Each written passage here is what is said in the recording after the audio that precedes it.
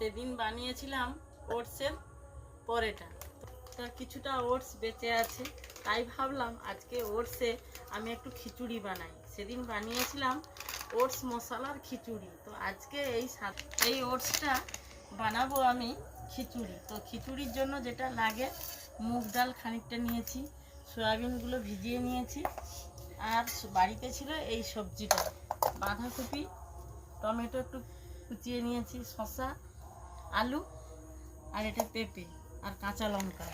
আর ওর মশলার জন্য যেহেতু নিরামিষ রান্না করব, আদা আর জিরে আমি বেটে নিয়েছি।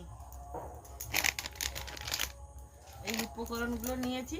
তোমরা যদি নিরামিষ না খেতে পারো, খিচুড়িতে পেঁয়াজ দিতেও পারো, ডিম দিতে পারো, কোনো অসুবিধা নেই। তো আমার যেহেতু শ্বশুর নিরামিষ খান, ওনার জন্যই আমাকে নিরামিষ রান্না করতে হয়।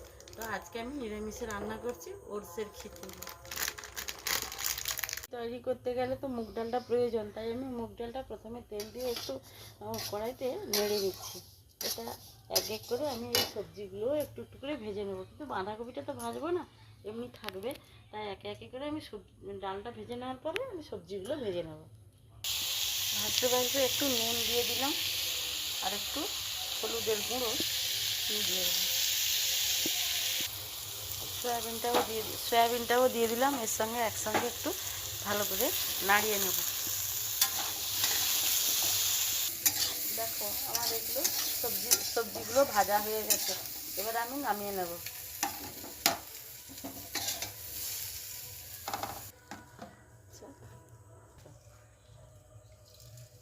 পাঁচ ফোড়নটা তেলের মধ্যে দিয়ে দিলাম, টমেটো আর কাঁচা লঙ্কা একসঙ্গে দিয়ে দিলাম।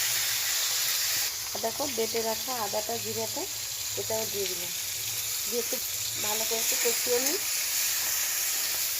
আটাগুলো দিয়ে দিলাম, এবারে মার মতো একটু হলুদ দিয়ে দেবো, 2 চামচ আমি হলুদ দিয়ে দিলাম। ভেজে রাখা ডালটা দিয়ে দিলাম। মশলাটা কষানো হয়ে গেছে, জল দিয়ে দিলাম। ডালটা একটু ফুটবে, সিদ্ধ যতক্ষণ না পর্যন্ত হচ্ছে ততক্ষণ আমি এই ভেজে রাখা সবজিগুলো দেবো না, তাই একটু ভালো করে একটু জল ঢেলে দিচ্ছি। দেখো ডালটা একটু সেদ্ধ হয়ে গেছে, ছাড়া ছাড়া মতো হয়ে গেছে। তো আমার ভেজে রাখা সবজি আর বাঁধাকপি একসঙ্গে আমি ঢেলে দিচ্ছি। দেখো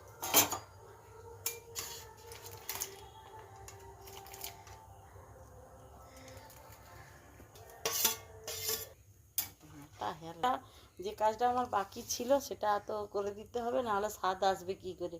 দেখো স্বাদ মতো নুন, দেখো নুনটা দিয়ে দিলাম, আর একটু মিষ্টি দেব। তো কেউ যদি খেতে চাও দেবে, নাহলে কোনো অসুবিধা নেই, মিষ্টি না দিলেও চলবে। তো আমি একটু ছোট্ট করে একটু মিষ্টি দিয়ে দিচ্ছি। সবজিগুলো সব সেদ্ধ হয়ে গেছে, এবারে আমি ওটসটা দিয়ে দেবো, দিয়ে একটু কিছুক্ষণ ঘাঁটতে থাকবো। ওটসটা একটু সেদ্ধ হতে সময় লাগবে, তো হয়ে যাবে তাড়াতাড়ি। হয়ে গেল আমার ওটসের খিচুড়ি।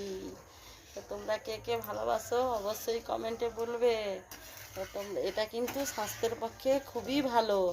তো ওটস খেতে বলছে সবাই, তাই ওটসের খিচুড়ি তৈরি করলাম। ওটস তাহলে অনেক কাজেই আমাদের প্রয়োজনীয় জিনিসও দরকার হয়। একটু ফুটে যাক, তারপরে আমি বন্ধ করে দেব। স্বাদে আর গুণে রূপে আর সুন্দর, তাই লাগছে গরম মশলা দিচ্ছি আমি, খাবো সবাই টেনে। একটু গরম মশলা দিয়ে দিলাম, নিরামিষ রান্না করছি তো গরম মশলা দিয়ে দিলাম। এতে একটু ঘি দিলেও চলে। তো এখন মার ঘি কি দেবো, মা বলছে দিতে, তাই একটু ঘিও দিয়ে দিলাম। ঘি দিচ্ছি, সেটা দিতে পারবো, একটু কম করে দিলাম। কে খাবে না খাবে জানি না। তো ওটসের খিচুড়ি আমি বানিয়ে ফেললাম। তো তোমরা অবশ্যই কমেন্টে বলো কেমন হয়েছে। হ্যাঁ, টাটা।